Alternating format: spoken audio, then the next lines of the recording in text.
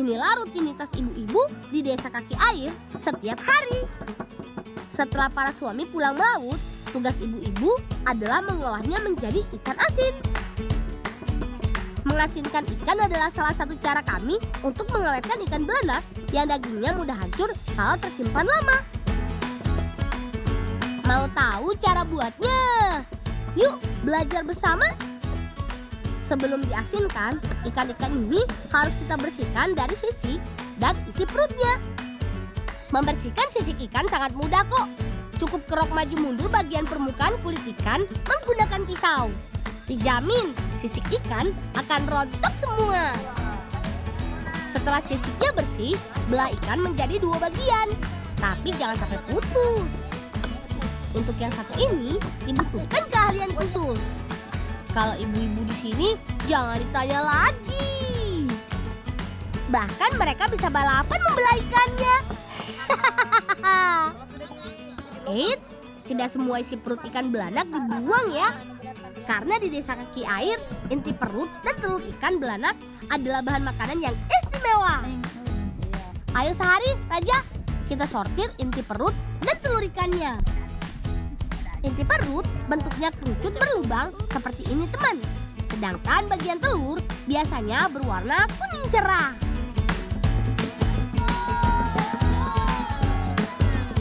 Wah, irama Tifa Rizky boleh juga. Membuat aku dan ibu-ibu di sini makin semangat membelah ikannya. Ayo Rizky, pukul terus Tifanya. Pembelahan ikan ini bertujuan supaya garam mudah terserap dan mudah kering saat dijemur.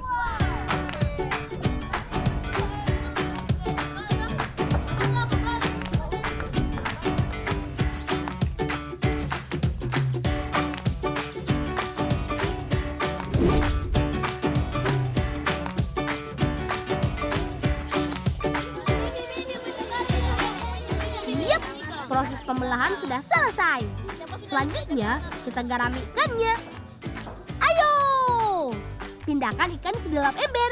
Kemudian kita taburi dengan garam laut. Penggaraman dilakukan dengan cara menaburkan garam lapis demi lapis ke permukaan daging ikan belanak. Kata Bibi, kristal-kristal garam akan menarik cairan sel dalam daging ikan keluar dari tubuhnya. Kadar garam yang tinggi dan menyusutnya cairan sel akan menghentikan proses pembusukan dan menghambat pertumbuhan bakteri dalam daging ikan. Makanya ikan asin bisa awet hingga berbulan-bulan. Setelah selesai, ikan ini harus didiamkan selama 1 malam sebelum dijemur.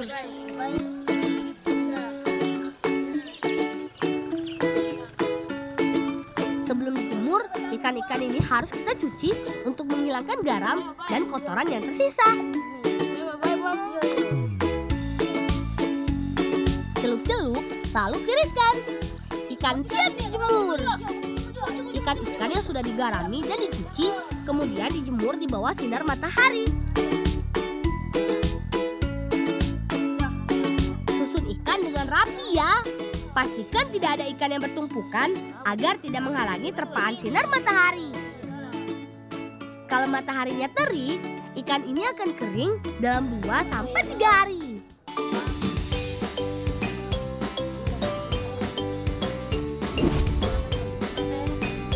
Teman, inti perut dan telur ikan belanak adalah makanan istimewa bagi masyarakat kaki air. Penasaran kan bagaimana rasanya? Ayo kita masak bersama. Supaya bersih dari isi perut lainnya, cuci dulu inti perut dan telur ikannya. Setelah bersih, siapkan bumbu-bumbunya ya. Bumbunya sederhana kok. Iris-iris cabai merah, bawang merah, dan bawang putih.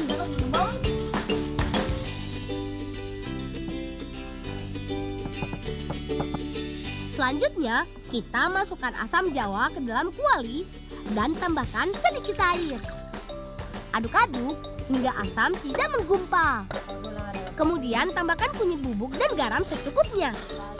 Aduk lagi hingga semua bahan tercampur. Apinya sudah siap tuh. Setelah kuali panas, baru masukkan inti perut dan telur ikan belanak. Kemudian menyusul rempah yang telah kita iris. Kalau sudah mendidih, kita bisa menambahkan sedikit minyak kelapa untuk menambah aromanya. Aroma rempahnya harum sekali.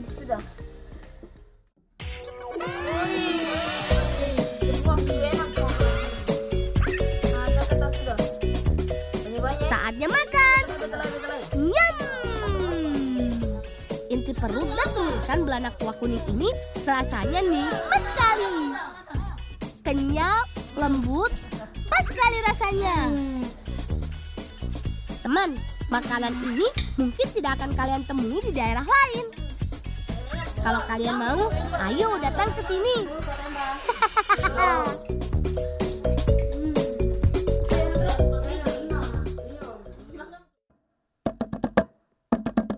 Sebelum berangkat, kita sambangi Rizky dulu yuk. Suara mau apa ini?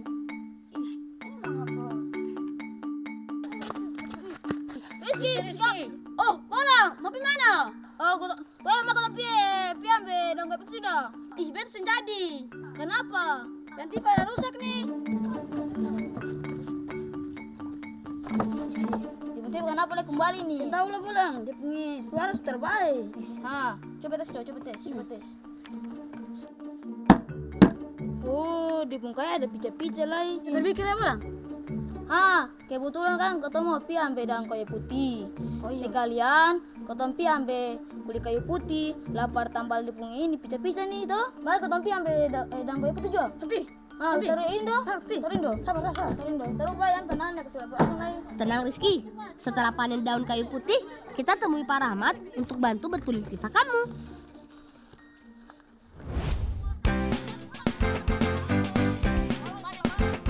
Ayo cepat, komandan yang lainnya telah menunggu. Hari ini kami mau membantu Paman Enal untuk memanen daun kayu putih. Teman, selain nelayan, sebagian besar masyarakat di sini bekerja sebagai penyuling minyak kayu putih. Tanaman kayu putih dapat tumbuh subur di perbukitan panas seperti pesisir desaku ini. Uniknya, tanaman kayu putih di sini semuanya tumbuh liar. Tidak tahu siapa yang pertama kali menanam. Tapi pohonnya tak pernah habis sampai sekarang. Sepertinya sudah cukup. Kita harus membiarkan tanaman ini selama 2 minggu sampai tumbuh daun baru. Baru deh bisa dipanen lagi. Ayo Paman, kita ke tempat penyulingan.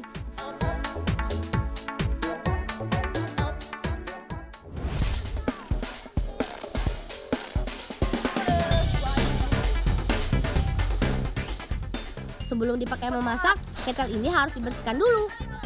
Ayo, tarik! Daun sisa masakan sebelumnya harus dibuang ke tempat penampungan. Karena daunnya masih panas, kita gunakan batang daun lontar untuk mengangkutnya. Akhirnya, ketelnya sudah bersih dan semua bahan sudah siap. Ayo, kita menyuling daun kayu putih lagi. Kata Paman, dalam satu kali penyulingan akan membutuhkan daun kayu putih sebanyak 6 karung hingga ketel terisi penuh. Kalau isi ketel tidak penuh, akan mempengaruhi hasil yang akan didapat. Karena penguapannya tidak akan maksimal. Tapi ingat, jangan sampai lubang uapnya tertutup ya. Bisa meledak nanti. Wih, ngeri. Kalau sudah penuh, tutup ketelnya sampai rapat dan lapisi bagian tepi dengan kulit kayu putih. Tujuannya supaya tekanan uap tidak bocor.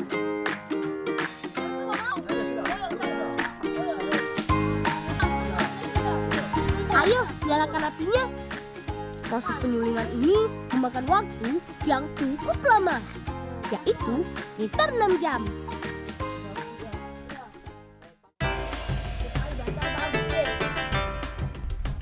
Rebusan daun kayu putih akan menghasilkan uap yang akan didinginkan kembali melalui pipa yang dimasukkan ke dalam tong pendinginan. Uap inilah yang kemudian menjadi cair kembali. Proses ini akan memisahkan dua macam benda cair, yaitu air dan minyak kayu putih. Massa jenis minyak kayu putih lebih ringan dibandingkan air, sedangkan minyak kayu putih akan mengapung di dalam jerigen penampung. Nah, begini cara memisahkan minyaknya. Buka lubang bagian bawah jerigen dan buang air yang berada di bawah. Kalau batas minyak sudah mendekati lubang, segera tutup kembali. Sekali penyulingan akan dihasilkan minyak sebanyak setengah jerigen. Lokasi penyulingan ini bisa memasak minyak kayu putih sebanyak 3 kali dalam 1 hari 1 malam. Astaga, sampai lupa. Kita kan mau bantu Rizky betulkan Tifa. Ayo, kita cari batang kayu putih dulu.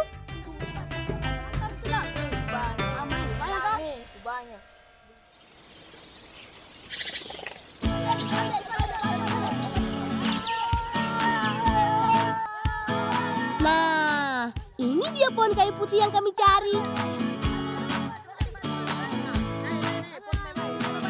Teman, untuk memperbaiki Tifa, kami membutuhkan batang pohon kayu putih yang cukup besar. Nah, yang ini baru cocok. Pohon sebesar ini biasanya tidak lagi dipakai untuk bahan baku penyulingan, karena daunnya sudah terlalu tua. Batang kayu putih mempunyai kulit kayu yang empuk dan tebal. Meski begitu, batang kayunya cukup kuat. Ayo, kita bawa batang kayu ini ke Pak Rahmat.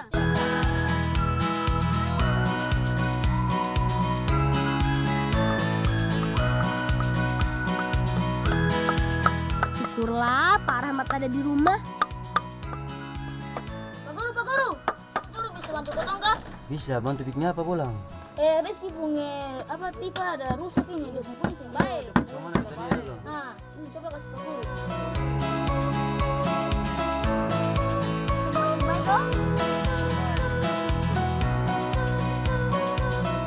Teman, Tifa merupakan salah satu alat musik khas Indonesia Timur. Selain di Papua, masyarakat Maluku, khususnya Pulau Buru, juga mempunyai alat musik pukul tradisional ini. Kata Pak Rahmat, Tifa mempunyai 3 bagian penting. Bagian utama adalah kerangka Tifa yang terbuat dari batang kayu nangka. Batang kayu nangka dilubangi secara khusus hingga menghasilkan bunyi yang nyaring. Kalau kerangkanya retak seperti Tifa milik Rizky, maka bunyi yang dihasilkan akan sember. Ternyata cara memperbaikinya mudah sekali. Pak Rahmat menggunakan kulit batang kayu putih untuk menambal lubangnya. Masukkan kulit kayu putih di sela-sela retakan dan tekan menggunakan alat pahat. Setelah lubang retakan tertutup rapat, rekatkan menggunakan lem dari batang kayu gomu. Tunggu sejenak sampai kering ya. Selanjutnya, haluskan permukaan rangka Tifa menggunakan daun amplas. Kami sering menyebutnya daun plas. Selain menambah rangkanya, Pak Rahmat juga mengganti tali penyetel dengan yang baru. Tali dari bahan rotan ini berfungsi untuk menahan baju penyetel ketegangan kulit Tifa. Rizky, ambil sudah sepun Tifa, sudah ini. Weh, juga agak sudah ini.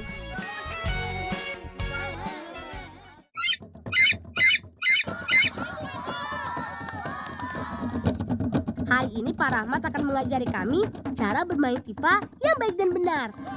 Ayo teman-teman, kita tunjukkan apa yang Pak Rahmat ajarkan kepada kita. Memang betul kata Pak Rahmat, belajar seni bukan berarti akan menjadikan kita seorang seniman. Belajar seni akan meningkatkan kecintaan kita terhadap seni dari daerah kita, sehingga kita turut serta dalam menjaga kelestariannya. Bahkan lebih dari itu, pendidikan karakter yang didapat siswa dari belajar seni merupakan bekal berharga untuk menggapai semua cita-cita kita. Terus cintai alam dan lestarikan seni tradisi Indonesia ya.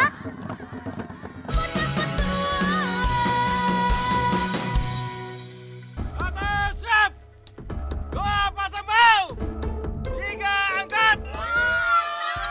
Teman, bantu kami memindahkan rumah ya. Tradisi ini biasa dilakukan oleh warga desaku. Kalau pemilik rumah ingin mengubah posisi rumah, nggak perlu dibongkar. Tinggal angkut saja. Dalam bahasa daerah, kegiatan ini kami sebut renging orin. Memindah rumah biasanya dilakukan karena alasan keamanan seperti menghindari abrasi laut atau karena sang pemilik rumah punya lahan atau tanah baru. Proses angkat rumah dipimpin oleh seorang ketua yang akan memberi aba-aba alias pemimpin upacara. Semua sisi rumah termasuk bagian dalam dipanggul secara bersama-sama. Walaupun jaraknya hanya 200 meter, tapi tradisi dan cerita orang tua mengajarkan kami untuk tidak patah semangat, yaitu dengan meminta anak gadis sepemilik rumah untuk duduk di atas rumah. Cara ini diyakini bisa membuat semua orang menjadi lebih semangat. Dengan begitu, kegiatan memindah rumah menjadi lebih mudah dilakukan.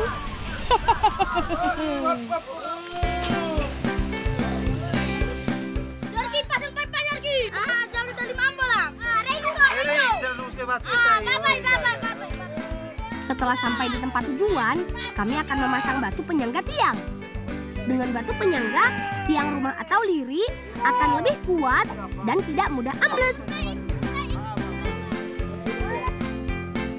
Nah, teman, ini dia acara penting yang tidak boleh kami lewatkan, yaitu makan bersama.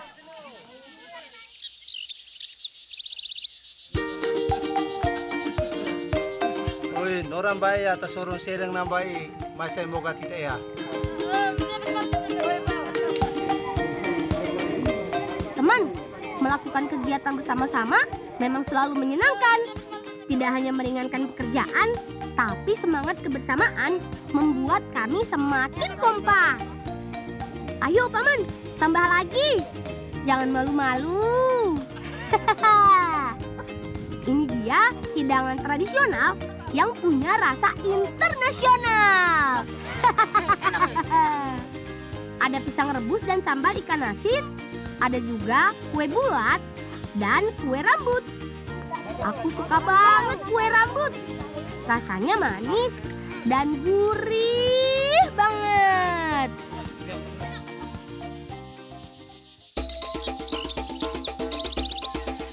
Uniknya, pemilik rumah tidak menyiapkan hidangan makanan sendirian, tapi kerabat dan tetangga juga ikut membantu. Seperti pada saat membuat kue rambut ini. Ayo teman, semangat! Sebelumnya, Bibi meminta kami menyiapkan daun kelor atau daun motong. Dari buku yang aku baca, kelor punya banyak sekali manfaat. Salah satunya protein yang baik untuk tubuh. Makan kelor bikin tubuh jadi lebih kuat dan terjaga dari serangan penyakit.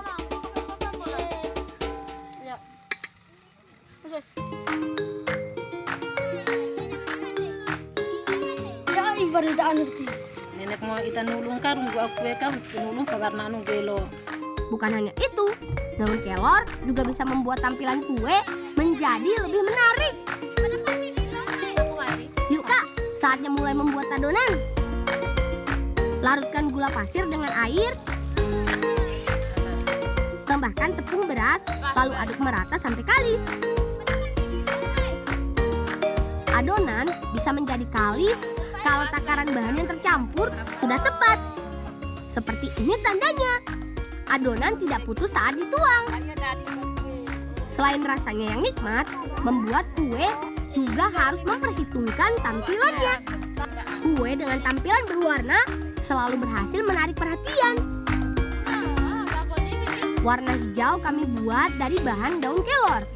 Ungu dan kuning kami buat dari bahan ubi ungu dan kunyit. Adonan sudah siap nih. Yuk Bi, saatnya memasak. Kami membuat kue rambut menggunakan cetakan yang unik. Namanya korak atau tempurung. Dengan alat sederhana ini, adonan akan berubah menjadi bentuk helai yang panjang seperti rambut.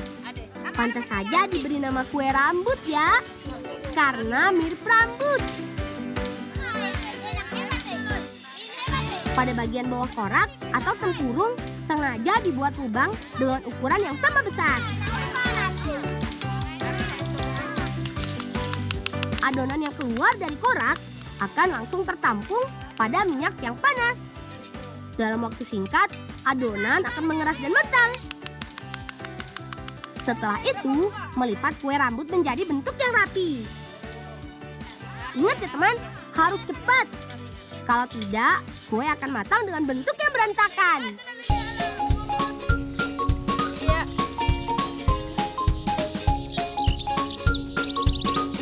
Ini dia, kue rambut ala kami si Bolang Talibura. Aku tinggal di Kecamatan Talibura, Kabupaten Sika, Provinsi Nusa Tenggara Timur. Kami warga pesisir yang menetap di sepanjang perairan Laut Flores. Laut salah satunya, karena selain memberikan keindahan, laut juga memberi banyak manfaat. Banyak sekali biota laut yang bisa kami manfaatkan sebagai bahan konsumsi. Seperti teripang atau yang dalam bahasa daerah disebut nawi.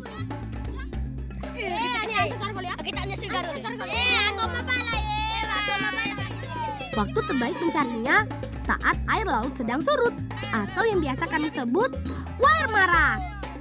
Teripang termasuk bagian penting dalam rantai makanan dan ekosistem laut. Jadi kami tidak boleh mengambilnya terlalu banyak. Bolang, kapan Pak nih? Kapan bakal? Cepat pulang sih.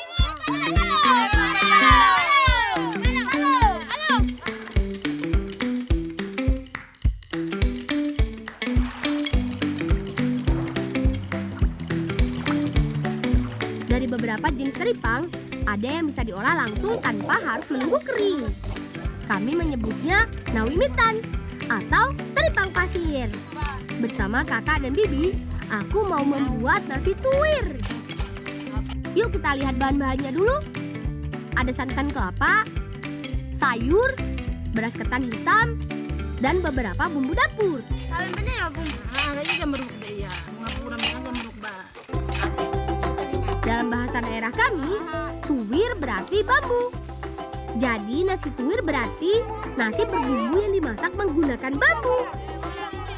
Satu lagi, biar semakin nikmat, bibi akan menyiapkan sayur. Ada wortel dan tomat yang dipotong kasar.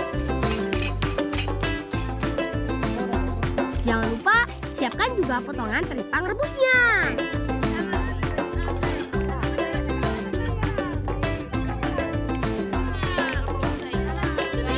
Bukan cuma nasi loh yang dimasak dengan bambu. Pada beberapa upacara adat, semua makanan harus dimasak menggunakan bambu. Seperti pada upacara tolak bala dan pembukaan jalan atau lahan baru.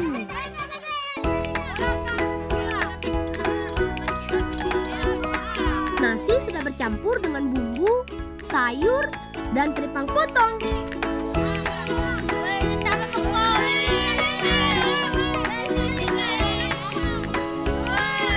Supaya lebih padat, bisa sambil diketok-ketok seperti ini teman.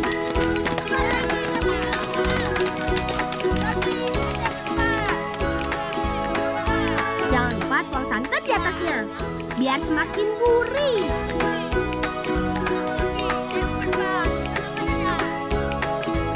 Di bolang Mbak Abai mempenuh pas supaya tak benope, Pak. Nope, istilah untuk menyebut kegiatan memasak dengan cara dibakar. Cara ini juga dilakukan untuk membuat beberapa makanan, seperti misalnya lemang di Sumatera dan kue lekut, jajanan tradisional khas Maumere. Sepertinya sudah matang tuh. Ayo teman, bantu angkat bambunya yuk. Ini dia teman, nasi tuwir, salah satu makanan tradisional kesukaanku. Selamat makan. Nah, enak kayu. Empai. Enak apa? Enak betul. Kok ada di pas sekolah? Kok ada di pas sekolah? Asli, rasanya enak banget. Teman di rumah harus coba. Bumbunya pas, nasinya juga pulen banget. Apalagi potongan teripangnya. Top banget deh.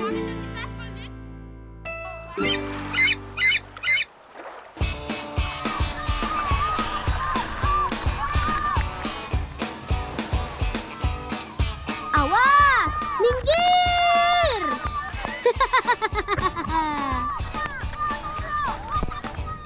Meskipun terlihat seperti main perang-perangan, tapi sebetulnya kami sedang sibuk menggiring ikan loh teman.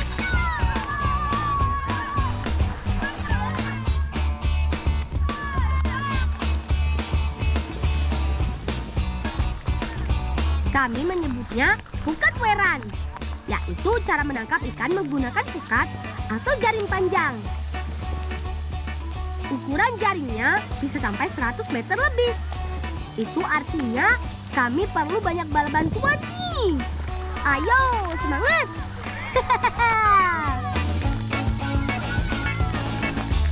Sedikit lagi. Dan angkat! Hore! Berhasil! Ini hasil tangkapan kami hari ini. Ada ikan hada atau baronang, ikan ketampang, dan beberapa jenis ikan karang lainnya. Wih, bibiku di rumah pasti seneng banget nih.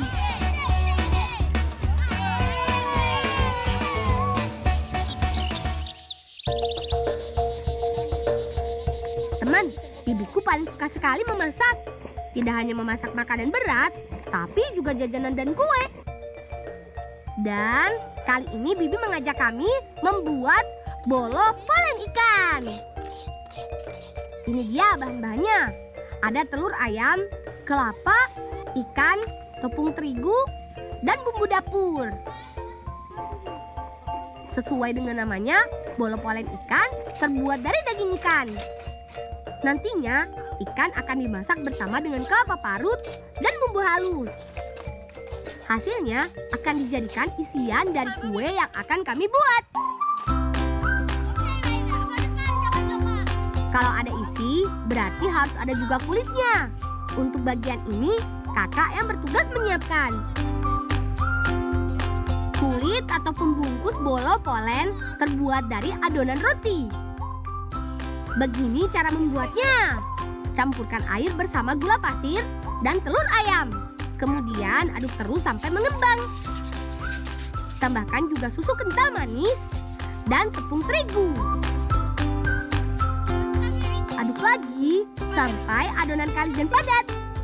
Cara ini sama seperti kalau teman di rumah membuat roti goreng. Biar semakin menarik, buat adonan dalam beberapa warna ya. Selanjutnya, diamkan beberapa saat sampai adonan roti mengembang. Bola nggak ibu mbe meruk bayi taga bantu misbah. Depan saya.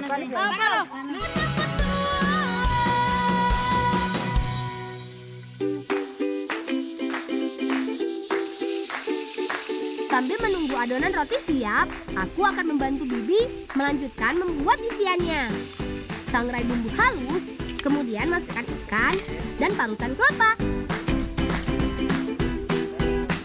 Aduk terus sampai matang.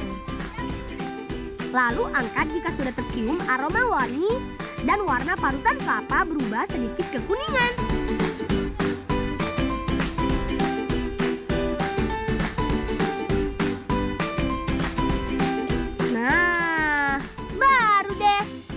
Mencetak.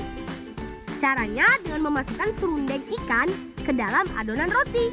Kemudian gulung memanjang. Pastikan tidak ada bagian yang terbuka ya teman. Jangan biarkan isian serundeng tumpah saat digoreng nanti. Kalau sudah, tinggal dilipat deh. Nah, gampang kan teman? Bibiku bilang bolo polen ini salah satu jenis jajanan yang paling digemari. Sering muncul sebagai menu kuliner pagi hari yang cocok dinikmati sebagai pendamping teh atau kopi. Terakhir, baru deh bolo polen ikan digoreng. Untuk hasil maksimal, sebaiknya kue ini digoreng menggunakan api kecil supaya semua bagian kue bisa matang semua.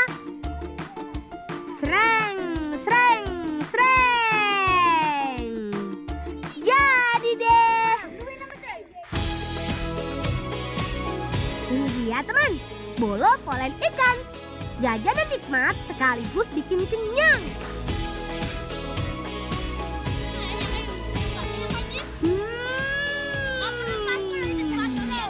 Enak. Rasanya gurih. Tapi ada pedes-pedesnya gitu. Jadi pengen nambah terus. Teman, selalu jaga kesehatan dan tetap semangat.